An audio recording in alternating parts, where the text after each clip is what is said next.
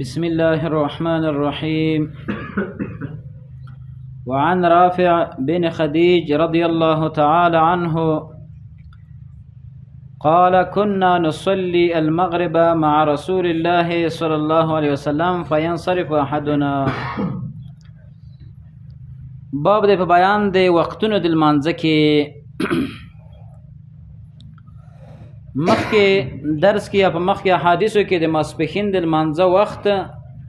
او دارنګه د مازدیګر د لمانځه وخت دا ذکر شولو. نو نن حدیث کې به د ماښام د لمانځه وخت ذکر شي. مخکې دا ذکر شول په طریقې د اجمال سره یا مختصرا یا په لنډې طریقې سره مخکې د ماښام د لمانځه وخت ذکر شول، لیکن دلته به تفصیل وي، وضاحت به وي. نو دا حدیث به وضاحت وکړي، تفصیل به وکړي د چا د ماښام د لمانځه د وخت. نو رافع بن خدیج فرمایي چې کنا مګو نصلي لمونځ به مکولو المغرب د ماښام مع رسول الله صلی الله علیه وسلم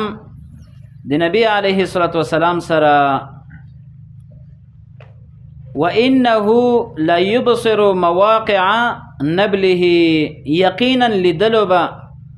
مواقع نبله ځای د پریوتلو یا ځای د واقع کېدلو د خپل غشي یا ځای د غشي. مطلب دا دی چې یو کس به لمونځ وکړو د نبی علیه الصلاة والسلام سره، نو کله به چې راووتو لمانځه نه نو دومره برنا وه چې یو غشي ځای معلومیږي. د حدیث نه مسله دا ثابته شوله چې نبی علیه الصلاة والسلام به وختي لمونځ کولو د ماښام. دا مسله ثابته شوله، یعنې دومره وختي به کولو چې کله به نبی علیه السلام د لمانځه نه صحابه ووتل نو که یو څوک غشی وار کړي، غشی وولي، نو د غشي ځای به معلومېدلو. دې نه معلومه شوله چې نبی علیه السلام به وختي لمونځ کولو. بله مسله د دې حدیث نه دا ثابتېږي چې نبی علیه الصلاة والسلام به د ماښام لمونځ کې لنډ سورتونه لوستل. لنډ سورتونه د دې نه دا مسله ثابتېږي چې بعضې اوقاتو کې لنډ سورتونه لوستل پکار دي، بعضې اوقاتو کې اوږده سورتونه لوستل پکار وي. په دې ټولو کې به موږ تاسو تابعداري د چا کوو؟ د رسول الله صلی الله علیه وسلم به کوو، د ځان نه به نه کوو. کوم ځای کې چې نبی علیه السلام لنډ لمونځ کړی دلته به لنډ لمونځ کوو، کوم ځای کې چې نبی علیه السلام اوږد لمونځ کړی دلته به اوږد لمونځ کوو. دا بعضې مولیان چې دي هغوی د یو حدیث غلط مطلب اخلي. د هغې مثال داسې دی، عام لمنځونه دی ډېر لنډ کوي، عام لمنځونه. بیا وایي چې نبی علیه السلام فرمایلی دي چې ستاسو شاته ضعفا کسان، مریضان کسان ولاړ وي، نو تاسو لنډ لمونځ وکړئ. نو ځکه موږ د لمونځ لنډ کوو. نو د هغې جواب دا دی د دوی د خبرې چې نه، نبی علیه السلام دا فرمایلی دي چې تاسو کله امامت کوئ نو د چا خیال وساتئ؟ د مریضانو، د سپینګیرو، ذوالحاجه. د هغې دا مطلب نه دی چې تاسو داسې لنډ لمونځ وکړئ چې بیخي تعدیل د ارکانو پکې ونه شي. نو د نبی علیه السلام عمل ته به سړی ګوري. نبی علیه السلام خو دا خبره کړې، لیکن دا خبره خو مجمله ده، یعنی مختصره خبره ده، تفصیل نشته. لیکن دلته خبره دا ده چې یو حدیث د بل حدیث څه کوي؟ تشریح کوي. لکه څنګه چې آیتونو کې بعضې آیتونه د بعض آیتونو تشریح او تفصیل کوي، نو دارنګه حدیث هم دغسې دي. نو سړی به د ځان نه تفصیل نه کوي چې نبي اسلام دا ویلي دی او زما د دې حدیث، زما فهم د حدیث نه دا دی. نه،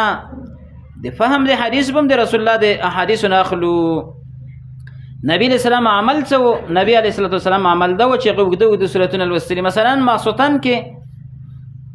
معاذ رضی الله عنه اوږده اوږده سورتونه ولوستل. قوم شکایت وکړو چې دا موږ ته اوږد لمونځ راکوي. نو نبی علیه الصلاة والسلام ورته وفرمایل چې هلا قرأت سبح اسم ربک الاعلی والشمس والضحاها، دا سورتونه دی ولنه لوستل. نو ګوره که دا سورتونه ولوستلی شي د ماسخوتن لمونځ ده سبح اسم ربک الاعلی والشمس والضحی دا ولوستلی شي او د نبی علیه الصلاة والسلام د سجدې په باره کې داسې راځي یا دغه صحابي د سجدې په باره کې راځي چې د هغې لمونځ د رسول الله صلی الله علیه وسلم د لمانځه سره ډېر مشابه و وی لس کرته به موږ په هغې پسې سبحان ربی الاعلی لوستل. اوس راشه اندازه ترېنه واخله دواړه حدیثونو نه چې دا صورتونه پکې ولوستلی شي او په رکوع په سجده کې لس کرته سبحان ربی الاعلی سبحان ربی العظیم ولوستلی شي نو دا لمونځ اقلا 14 دقیقو ته رسیږي چې ما کومه تجربه پې کړې ده. نو 14 دقیقو ته او د دوی لمونځونه څه وي 4 دقیقو کې د ماخستن لمونځ کوي او بیا وی چې نه حدیث کې رسول الله دا فرمایلی خو رسول الله خو فرمایلی حدیث خو رسول الله دا نه دی ویلي چې دومره مختصر او لنډ لمونځ وکړه نه د نبي صلی نور احادیث ته وګوره د هغې نه تشریح واخله. نو بعضې احادیثو کې دا خبر غلی چې نبي اسلام به د ماښام لمانځه کې سورت نجم لوستلی دی لیکن هغه بعضې اوقاتو کې دی زیات نبي علیه الصلاة والسلام لنډ لمونځ کړی دی. دارنګه د سهار لمونځ نبي علیه السلام څه کړی اوږدې کړی دی. پرون حدیث کې تیر شوله چې د شپېتو نه به تر 100 آیتونو پورې نبي علیه السلام د سهار په لمانځه کې لوستل کول چې دومره آیتونه سړی ولولي نو د لمونځ تقریبا 20 دقیقو ته رسیږي 15 دقیقو ته خامخا رسیږي. او په بعض روایتونو کې راځي نبی علیه الصلاة والسلام به د سحر سنت ډېر لنډ کول. د سحر سنت عایشه فرمایي چې موږ به دا فکر وکړو چې نبی علیه السلام بیخي د سورت فاتحه ونه لوستله دومره لنډ به کولو. نو اوس که یو انسان ځان ته متقي وي هغه د سحر سنت اوږدې وي نو دا اصل کې د سنتو خلاف عمل دی نه. د سحر سنت باید مختصر او لنډ وکړی شي. بعضې کسان موږ لیدلی دي شیخ عثیمین رحمه الله هم د خبره ذکر کړې ده هغې وي چې دا دینداري نه ده چې سړی د سحر سنت څه وکړي دا اوږده وکړي باید لنډ مختصر وکړی شي او سحر بیا 2 رکعته فرض ده بیا اوږده وکړی شي. نو د دې حدیث نه دا مسله ثابته شوله چې د ماښام لمانځه کې به نبي اسلام لنډ سورتونه لوستل دا مسله ثابته شو. او د ماښام لمونځ باید وختي وکړی شي په رڼا کې وکړی شي. دا و زموږ په د ملکونو کې بیخي د هر څه دین پاتې شوی دی. سړی قرآن او حدیث ته وګوري سړی مطالعه کوي یا یې لولي یا یې سړي کار د قرآن او حدیث روي سړي ته بیا خپله جامعه معلومیږي څومره د قرآن او حدیث نه زموږ جامعه او زموږ ټولنه دا لرې ده. اول خو اذان زر نه کوي دا اذان به دومره ناوخته وکړي او بیا زر زر لمونځ کوي دا د زر لمونځ کول د منافقانو لمونځ دی. ناوخته کول دا هم د منافقانو دی. یعنی ناوخته مطلب دا نه ده یعنی چې ناوخته د سنتو خلاف عمل شولو نه وختي کول پکار دی. وختي اذان وختي لمونځ کول د ماښام او بیا لنډ مختصر کول. نو دوی ډېر ناوخته اذان کوي چې ښه تیاره شي. روژه کې خو بیا بیخي ناوخته کوي ځکه دوی ډېر ځان ورته متقي ښکاره کېږي چې دا بس روژه به چېرته ونه خوري. نو د دې وجې نه وختي اذان کول پکار دی. بل حدیث راوړي وعن عائشة رضی الله تعالی عنها قالت فرمایي اعتم النبي تیاره وکړله نبی علیه الصلاة والسلام ذات لیلة یوه شپه بالعشاء د ماخستن په لمانځه باندې یعنې د ماخستن لمونځ یې ډېر تیارې ته بوتللو ډېر وروسته یې کلو حتی تر دې پورې ذهب عامة اللیل چې تیره شوله زیاته حصه د شپې تیره شوله. ثم خرج بیا راووتلو فصلى لمونځ یې وکړلو وقال یې فرمایل انه لوقتها یقینا دغه وخت د ماخستن د لمانځه دی. لولا نشق على امتي که چېرته دا ویره نه وای چې زه به په خپل امت باندې سختي راولم نو دغه وخت و خو لیکن دا په امت باندې سختي راوستل دي. نو دا حدیث چلیدلی دی دپاره د بیان د ماخستن د وخت د ماخستن د لمانځه د وخت دپاره چلیدلی دی. نو دا تشریح ده د مخکې احادیث یعنی د ماخستن لمونځ وروسته کول پکار دي. لکه مخکې پرون درس کې موږ د خبره ذکر کړه چې هر لمونځ په اول وخت کې پکار دی لیکن یوازې د ماخستن لمونځ په اول وخت کې نه دی پکار بلکې د هغې وروسته کول افضل او غوره دي. دا مسله ثابته شوه ماخستن لمونځ ناوخته کول پکار دي. ذهب عامة اللیل بله مسله د حدیث نه دا ثابته شوله چې حال د مقتدیانو د دې لحاظ کول پکار دي. حال د مقتدیانو لکه دلته نبی علیہ السلام څه ویلي دي چې امت به په مشقت کې پرېوځي نو د دې وجه نه زه نه وروسته کوم نو د عام مؤمنانو حال یا د هغې لحاظ یا د هغې خیال ساتل دا ترېنه ثابت شوله او بله مسله د حدیث نه دا هم ثابته شوله چې رحمت د نبی علیه السلام په امت باندې ثابت شو نبی علیه السلام دومره رحیم شخصیت و چې په امت باندې ډېر مهربانه و او الله رب العالمین د نبی علیه السلام دا صفت په سورة توبه کې ذکر کړی دی رؤوف الرحیم دا ډېر شفقت کوونکی دی او رحم کوونکی دی په چا باندې په تاسو باندې نو چې کله د نبی علیه السلام دا صفت زموږ زړونو ته پرېوځي نو زموږ محبت ورسره پیدا کېږي د نبی علیه السلام سره کله چې زموږ سره څوک احسان وکړي زموږ څومره محبت ورسره پیدا کړي نو د نبی علیه السلام سره د محبت د پیدا کېدلو دپاره یو سبب دا دی چې د نبی علیه السلام احسانات دارنګه د هغې ترحم په امت باندې دا رایاد کړو نو د دې سره به زموږ او ستاسو محبت د نبی علیه السلام سره پیدا شي ښه چې محبت پیدا شي نو څه ګټه وشوله څه نتیجه شوله نو نتیجه بیا دا راوځي چې بیا به موږ او تاسو د نبی السلام تابعداري کلکه کوو ان المحب لمن يحب وی هغه څوک چې د چا سره محبت کوي ان المحب لمن يحب وی څوک چې چا سره محبت کوي نو د هغې نافرماني بیا نه کوي نو بیا په موږ او تاسو کې تابعداري پیدا کیږي ان المحب لمن يحب مطيع تابعدار وي وعن ابي هريره رضي الله تعالى عنه قال فرمای قال رسول الله فرمایلی دی نبی علیہ السلام اذا اشتد الحر کله چې سخت شي ګرمي فابردوا بالصلاه تاسو یخواله وکړئ په لمانځه د ماسپښین سره فان شدة الحر یقینا سختی د ګرمۍ چې ده من فیح جهنم دا د بړاس د چا نه ده د بړاس د جهنم نه ده د حدیث نه مسله څه ثابتېږي مسله دا ثابتېږي چې د ماسپښین د لمانځه وخت مخکې تیر شولو لیکن یو خاص حالت ذکر کیوي خاص حالت څه ده چې کله ګرمي وي نو د ګرمۍ په حالاتو کې په وختونو کې د ماسپښین لمونځ وروسته کول پکار دي عامه خبره خو مخکې تیره شوله چې په اول وخت لمونځ کول پکار دي لیکن د ماسپښین دپاره چې کله ګرمي وي نو وروسته کول یې پکار دي زموږ استاسو د ملکونه چې دي دا یخ دي ولایتونه هم چې دي دا یخ دي ننګرهار شولو مثلا پېښور شولو پاکستان عرب چې دي دا ملکونه ګرم دي نو په دې کې باید لمونځ څه کړی شي وروسته کړی شي نو دا مسله ثابته شوه او دا صرف په چا کې په ګرمۍ کې چې کله ګرمي وي په دغې ملکونو کې چې ګرمي پکې ده یخني پکې راشي نو بیا به په دې حدیث باندې عمل نه وي بلکې بیرته به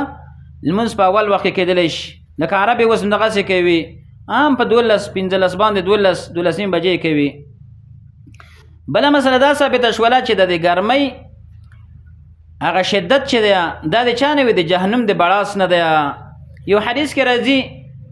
نبی علیه السلام فرمایي وی شکایت وکړو جهنم الله رب العالمین ته شکایت وکړو چې اکله بعضا زما بعض حصو بعض لره وخوړلو ما ته اجازت راکړه زه یو نفس وباسم نو الله رب العالمین هغې ته اجازت ورکړه چې یو نفس وباس نو د سخته ګرمي چې ده دا د جهنم د بړاس نه ده هغه تنفس وباسي سخته ګرمي کله کله راشي او دارنګه په د ژمي کې سخته یخني دا هم د زمهریر د طبقې نه ده سخته یخني راشي هغه هم بیا یو نفس وباسي نو دا مثلا ثابته شوله د جهنم دپاره نفس ایستل او د هغې د ګرمي دنیا ته راتلل د هغې نه د ګرمي جوړېدل دا مسله شو بله مسله دا ده چې جهنم او جنت د الله رب العالمین مخکې نه پیدا کړي دي دا مسله هم ثابته شو د دې بیا حکمت څه دی چې الله ولې مخکې پیدا کول دی لپاره چې یو خو ارواح د چا لړ شي د مؤمنانو جنت ته لړ شي او ارواح د کافرانو د جهنم ته لړ شي د دې لپاره الله رب العالمین د جنت او جهنم مخکې پیدا کړي دي او بله فایده او حکمت دا دی چې الله رب العالمین په دې سره مؤمنان او دارنګه کافران ډاروي دارنګه تشویقي وي په جنت سره تشویق ورکوي او په جهنم سره ویره ورکوي د دې وجه الله رب العالمین دا مخکې نه پیدا کړي دي بل حدیث راوړي وعن رافع بن خدیج رضی الله تعالی عنه قال فرمای قال رسول الله فرمایلی دي اصبح بالصبح تاسو ښه رڼا کوئ د سحر په لمانځه باندې فإنه اعظم لأجوركم یقینا دا باعث دی د پاره د زیاتولو د اجرونو ستاسو د دې حدیث تطبیق د مخکې حدیث سره د دې حدیث نه خو معلومه ده خبره شوله چې د سحر لمونځ په رڼا کې کول پکار دي لیکن مخکې حدیث موږ ولوستلو چې نبی علیه الصلاة والسلام به د سحر لمونځ په چا کولو په تیاره کې کولو او د حدیث کې راځي چې په رڼا کې وکړئ د دې وجې نه احناف علما یا امام صاحب امام ابو حنیفه رحمه الله وی چې نه افضل دا ده چې په رڼا کې وکړئ شي د دې حدیث په بنیاد باندې هغې دا خبره کړې لیکن دا خبره په هغې وخت کې صحیح کېږي چې مثلا یوازې دا حدیث وایي لیکن هلته بل حدیث دی نو کله چې موږ تاسو په دې حدیث باندې عمل کوو نو په هغې حدیث باندې څه کېږي ترک د عمل راځي په هغې باندې عمل نه راځي او دا یوه قاعده ده چې الاعمال اولا من الاهمال عمل کول په دواړو حدیثونو باندې دا غوره دی د دې نه چې سړی په یو حدیث وکړي په بل حدیث باندې ونه کړي نو که چېرته په دې حدیث عمل کوو نو په هغې باندې عمل نه راځي نو د دې وجې نه دا قول ضعیف دی خطا دی نو تطبیق دا دی چې علماو ذکر کړی او ښه تطبیق دی په احنافو کې امام طحاوي رحم الله امام ابن قیم رحم الله اعلام الموقعین کې دا او دارنګه شرح د ترمذي کې عبدالرحمن مبارک پوری صاحب دا نقل کړی دی او دارنګه نور علما هم دا نقل کړی دی غوره تطبیق هم دا دی چې تطبیق چې دا به په تیاره کې شروع کړی شي د سحر لمونځ او دا به وخت کړی شي تر دې پورې چې په انسان په مسلمانانو باندې څه شي رڼا راشي جماعت کوونکي منځ کوونکو باندې نو په دواړو حدیثونو باندې به عمل راشي هم په هغې هم په دې باندې نو دا تطبیق شولو یوازې په دې باندې عمل کول بیا دغه مخکینی حدیث باندې ترک د عمل راځي او داسې نور احادیث دي انشاءالله دا به بیا په راتلونکي درس کې وایو واقول قولي هذا استغفر الله لي ولكم ولسائر المسلمين فاستغفروه انه